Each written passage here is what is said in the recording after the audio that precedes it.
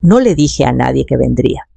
Después de 6 semanas seguidas de reuniones interminables y demasiadas cenas frías en mi departamento, metí algo de ropa en una mochila, apagué el celular y manejé hacia el norte, rumbo al único lugar que siempre calmaba mi alma. La cabaña junto al lago debía estar vacía. Nadie tenía la dirección, salvo mi hijo Mauricio, y no le había contado mis planes. Pero al doblar por el camino de grava, con las llantas crujiendo, sobre las hojas secas de finales de octubre, sentí un nudo en el estómago. El todoterreno negro de Mauricio estaba estacionado al frente, y en mi columpio del porche, mi columpio estaba sentada Julieta, con las piernas cruzadas, una copa de vino en una mano y la otra enroscando un mechón de su cabello, mientras reía con una mujer que reconocí de inmediato su madre.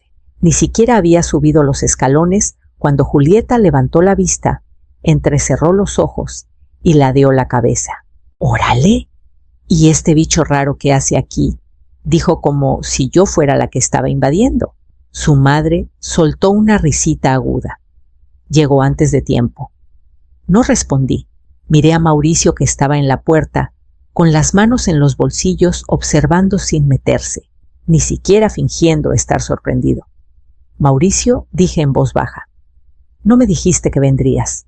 Abrió la boca, la cerró de nuevo y desvió la mirada. «¿Cambiaste las cerraduras?». Pregunté más para mí que para alguien más. Julieta se encogió de hombros. «Pues no esperábamos visita». La copa de vino en su mano reflejó la luz del sol. Era de cristal, una de las que guardaba en el gabinete de la cocina. Retrocedí un paso, apretando mi mochila con fuerza. Mis ojos recorrieron el porche, las ventanas, la jardinera que planté la primavera pasada. Todo familiar, pero de repente nada se sentía mío. Y desde adentro escuché risas. No esperé permiso. Empujé la puerta y entré. Lo primero que me golpeó no fue el calor, sino el olor. Ajo, queso horneado, vino tinto. Mi cocina olía a una fiesta a la que no me habían invitado. Y en medio de todo estaba el papá de Julieta descalzo, removiendo algo en la estufa como si fuera su casa. La sala estaba peor. Había chamarras amontonadas en el respaldo del sofá, un par de botas de hombre tiradas cerca de la chimenea. La foto enmarcada de mí y Daniel, mi esposo, que ya no estaba en la repisa, reemplazada por un retrato sonriente de Julieta con sus papás. Verlo me cerró la garganta. «Julieta», dije con voz baja, «¿qué está pasando?». No levantó la vista de su copa. «Pensamos que ya habías dejado este lugar. O sea, nunca vienes. Eso no significa que no sea mío». Sonrió con frialdad. Necesitábamos un descanso. Todos andamos estresados. Y esta cabaña estaba aquí nomás juntando polvo. Su papá me saludó con la mano como si fuéramos compadres de toda la vida. «Espero no te moleste, Marta. Julieta dijo que todo estaba bien, que andabas retirada en Cancún o algo por el estilo». Miré a Mauricio. Estaba sentado en mi sillón con las manos entrelazadas mirando el tapete. «¿Eso les dijiste?», pregunté. No respondió. Abrí el refrigerador. Lleno, no solo de botanas, comidas completas, ingredientes, cervezas. Mis gabinetes estaban reorganizados. Un platón que era de mi abuela ahora tenía sobras. Me giré hacia el pasillo. Por la puerta entreabierta de la recámara de huéspedes vi una maleta. «Tu ropa está en mis cajones», dije sin emoción. Julieta cruzó las piernas. «Si tan segura estás de que esto es tuyo, llama a la policía», lo dijo como retándome. Volví a mirar a Mauricio. Sus ojos seguían en el piso. Igual que el día que enterramos a su papá. Igual que cada vez que necesitaba que hablara por mí. No dormí esa noche. Las risas de la sala se apagaron después de la medianoche, reemplazadas por el zumbido constante del calentador, mi calentador, que seguía funcionando con la cuenta que yo pagaba. Me senté en la oscuridad de mi recámara, rodeada de mis propios muebles, que ya no se sentían míos. Al amanecer salí a tomar aire. El lago estaba tranquilo, con una neblina baja, y por un momento casi creí que todo dentro de la casa había sido una pesadilla. Pero entonces una camioneta entró al camino y reconocí al hombre que bajó. «¡Buenos días, Marta!», gritó alegre, descargando un montón de leña de su camioneta. «No esperaba verte aquí tan pronto. Julieta dijo que te habías ido a Cancún de fijo». Me quedé helada. «¿Cancún?», asintió sin notar el dolor detrás de mi tono quedo. «Sí, nos contó a todos que ya estabas instalada allá para siempre. Pensamos que les prestaste la cabaña para el invierno. ¡Qué buena onda de tu parte!». Forcé una sonrisa tensa y le di las gracias con la garganta demasiado apretada para explicar. Saludó, dejó la leña en el porche y se fue. Adentro me paré en el pasillo y miré el gancho de latón donde solía estar la llave de repuesto. Estaba vacío. La llave que le di a Mauricio el año pasado, después de la cirugía de Julieta por si hay una emergencia, la había dado como un gesto de confianza, de apoyo, no como una invitación. Ahora lo veía claro. No habían pedido prestada una casa. Se habían apoderado de una. Caminé por la cabaña, una última vez cada paso más pesado que el anterior. Las fotos en las paredes, las voces en la cocina, el leve olor a café. Todo me aplastaba, como si me hubieran borrado de mi propia historia. Sin decir una palabra, tomé mi chamarra y salí cerrando la puerta por costumbre, aunque ya no importaba. No se trataba de una llave, se trataba de desaparecer de la vida que construí, y no iba a dejar que eso pasara otra vez. Para media mañana estaba en la carretera rumbo al pueblo, con las manos apretadas al volante. No había planeado pasar el día así, pero cuando el vecino mencionó Cancún, supe qué tenía que hacer. En la biblioteca municipal me instalé en un rincón tranquilo, entré a mi cuenta en la nube y empecé a sacar todos los archivos que se me ocurrieron: el título de propiedad de la cabaña, los recibos de impuestos actualizados, las facturas originales de la construcción. Luego abrí la app conectada a las cámaras de seguridad de la cabaña. Una de las cámaras Nest seguía funcionando. Revisé las grabaciones. Mostraban su llegada hace una semana, Mauricio, cargando una bolsa a Julieta, manipulando la llave de emergencia, sus papás siguiéndolos, sin dudar, sin permiso. Cuando la impresora empezó a zumbar, el ruido fue más fuerte de lo que esperaba. Recogí cada hoja con cuidado, las apilé en una carpeta y la guardé en mi mochila como si fuera una armadura. Luego hice una llamada. «Maribel», dije cuando mi abogada contestó, «voy a necesitar tu ayuda. Y no, esta vez no es por un tema de zonificación». Su tono cambió al instante. «Cuéntame todo». Cuando regresé al camino de la cabaña, el sol ya se había escondido detrás de los árboles. No me bajé. Me quedé en el coche con las manos en el regazo mientras el motor se enfriaba. A través de la ventana grande del frente, los veía a todos reunidos alrededor de la mesa del comedor como en una postal. Julieta y su mamá reían por algo. Su papá se servía otra copa de vino. Mauricio parecía relajado con un tenedor en una mano y el celular en la otra. Mi mesa, mis copas, mi vida desenvolviéndose sin mí. No era solo una invasión, era un reemplazo silencioso. Se habían metido en mi espacio y actuaban como si nunca hubiera sido mío, como si yo estuviera fuera de lugar. No toqué la puerta, todavía no. Me quedé ahí inmóvil como el agua detrás de la cabaña, esperando a que el próximo paso se aclarara. El sobre llegó 3 mañanas después, entregado a mano, por un mensajero local con chamarra beige que se tocó el sombrero y pidió una firma. Julieta lo recibió en el porche descalza, con una taza de café en la mano. Apenas miró el sobre antes de abrirlo. Yo estaba al borde del camino, fingiendo revisar mi celular. «Esto es una broma», dijo en voz alta, agitando los papeles en el aire. Su mamá los tomó, recorriendo la primera línea con los ojos. aviso de desalojo, leyó en voz alta, con la voz quebrándose. Presentado por motivos legales de ocupación indebida. Por un segundo nadie se movió. Entonces Mauricio salió detrás de ellos frotándose la nuca. Mamá, esto es demasiado. Lo miré a los ojos. ¿Cambiaste las cerraduras? Fue idea de Julieta, murmuró. No hagas eso, espetó Julieta, girándose hacia él. Tú estuviste de acuerdo. Su mamá dobló la carta con cuidado y la puso en la barandilla del porche. Esto es ridículo. Nosotros hicimos de este lugar un hogar. No lo usabas. Hemos estado limpiando, organizando, recibiendo. Recibiendo, repetí suavemente. Claro. Mauricio bajó del porche, bajando la voz, como si eso facilitara las cosas. ¿Por qué no hablaste conmigo primero? Lo hice. No dijiste nada. Eso lo calló. Julieta cruzó los brazos. ¿Crees que nos vamos a ir nomás por un papel? Vamos a pelear esto. Asentí. Adelante. Pero lo vi en sus ojos. El cambio. Un destello de incertidumbre. No esperaba que respondiera. Se había acostumbrado demasiado a mi silencio, a mi chequera, a mi perdón.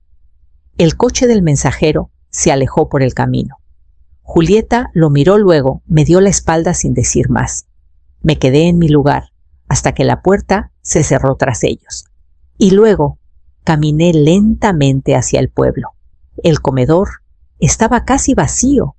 Esa tarde, solo el zumbido del ventilador de techo y el leve tintineo de los platos en la cocina. Me senté en mi cabina de siempre, junto a la ventana, con la carpeta de documentos impresos junto a mi taza de café y mi celular brillando suavemente en la mano. Abrí la app de mi banco. Revisé la lista de pagos automáticos y encontré el que decía Mauricio. Apoyo para vivienda. Había estado activo casi 4 años desde que dijo: solo necesitamos una ayudadita hasta que las cosas se estabilicen.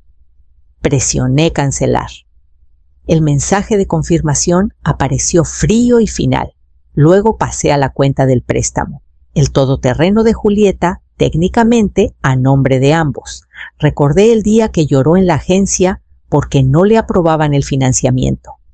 Mauricio me miró entonces como niño, otra vez, suplicando en silencio.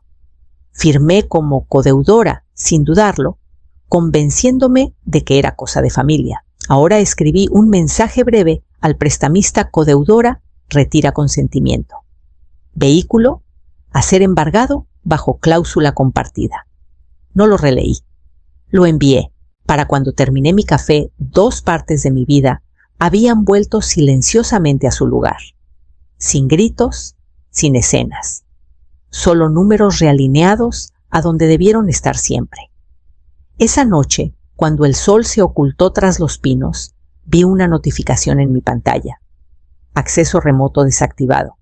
Eso significaba que el coche de Julieta no arrancaría.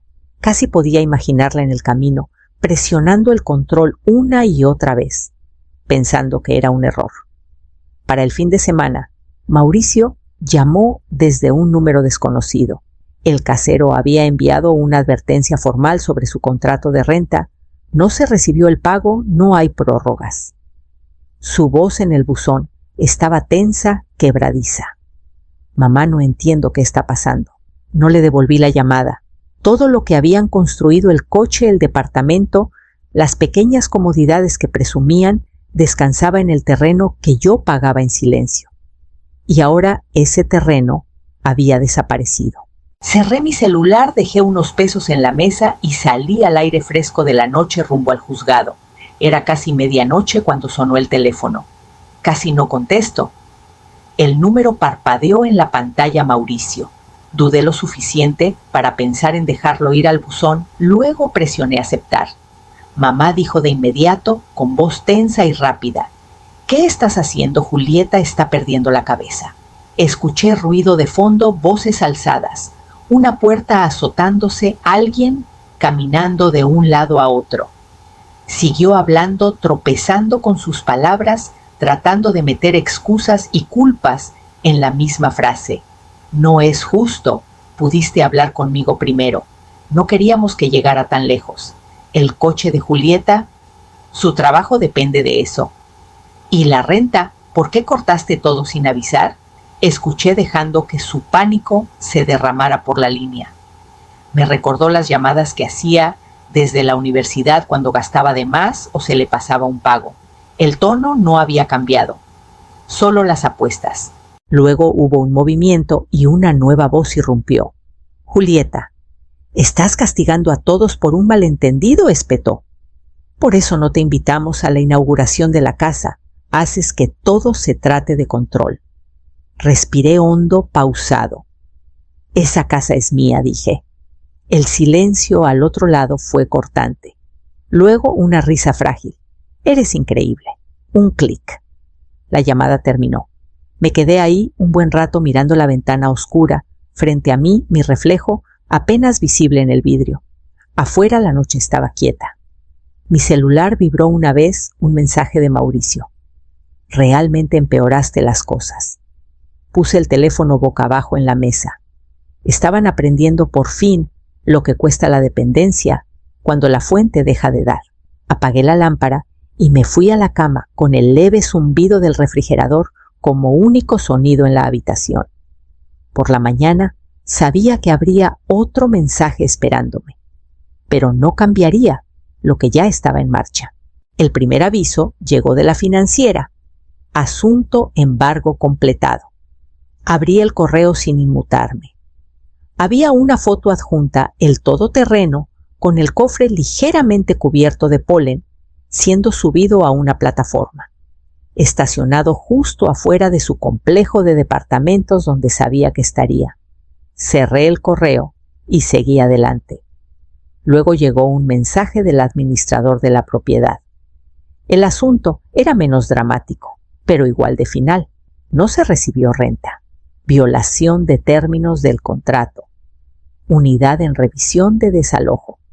Miré la pantalla un momento, no porque dudara de que llegaría, sino por lo rápido que todo se deshacía.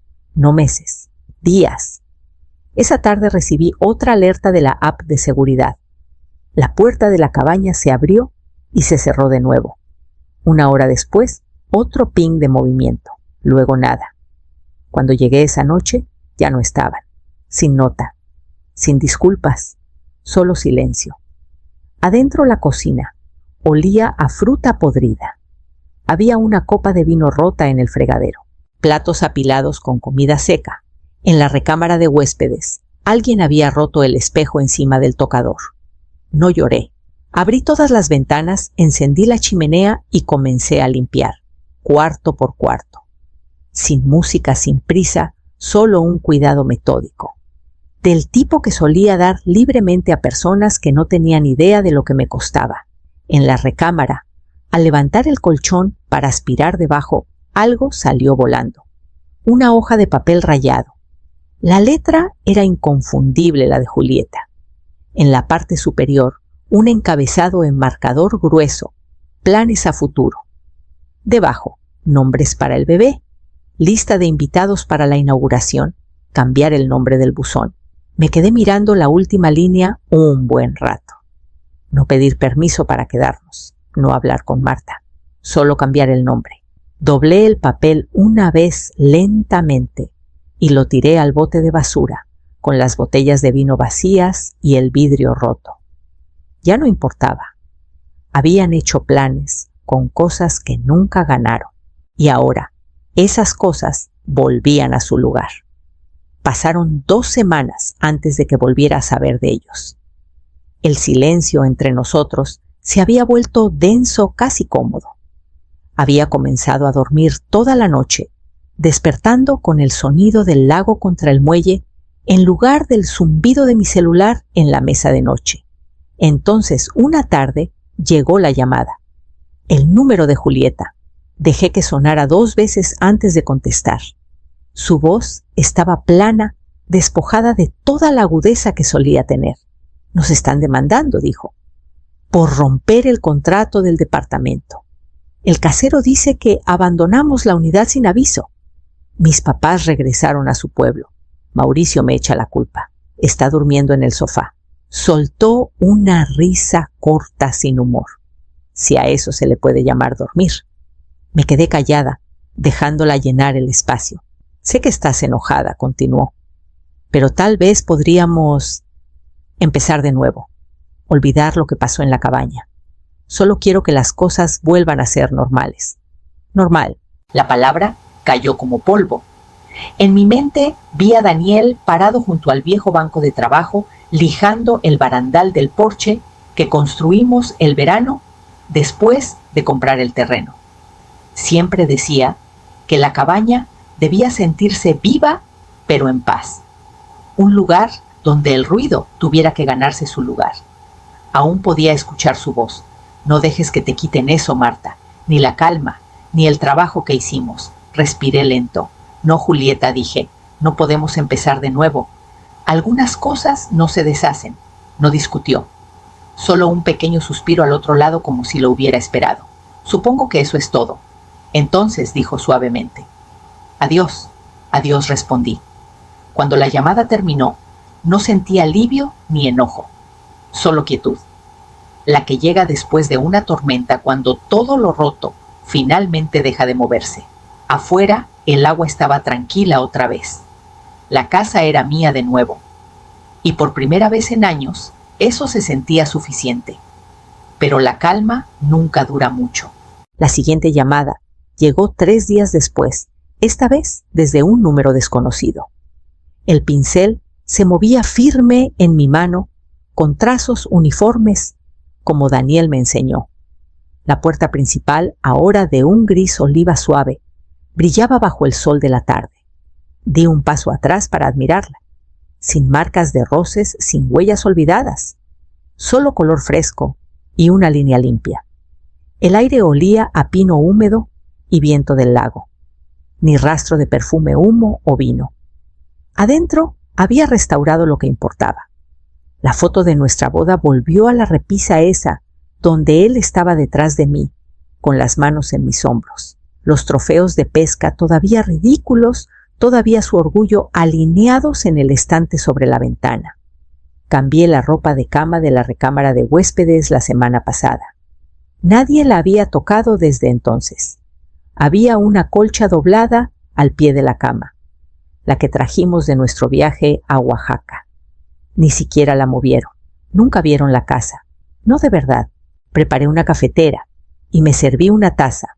Luego caminé hasta el muelle. El agua estaba quieta, un espejo del cielo. Me senté en la banca que construimos juntos y abrí mi libreta. No un diario. No hoy. Era el comienzo de un testamento. Empecé con la cabaña, su dirección, número de parcela, identificación fiscal. Luego, en un lenguaje claro y directo, escribí: esta propiedad permanecerá a mi nombre hasta mi muerte. Al transferirse, solo podrá pasar a personas que hayan contribuido a su cuidado, sin títulos conjuntos, sin llaves de emergencia, sin suposiciones. Hice una pausa, luego subrayé la última frase. Más abajo, anoté las cuentas bancarias, la caja de seguridad y la única póliza de seguro que no había tocado desde que Daniel se fue. Todo con letra clara, sin acuerdos tácitos, sin favores sin nombre, solo lo que yo elegía, solo lo que yo quería. Cuando terminé, guardé las páginas en una carpeta, la puse a mi lado y me recosté en la banca. El cielo sobre el lago estaba despejado. El único sonido era el suave chapoteo del agua y el crujido de las tablas del muelle bajo mis pies. Por primera vez en años, no estaba esperando a que nadie apareciera.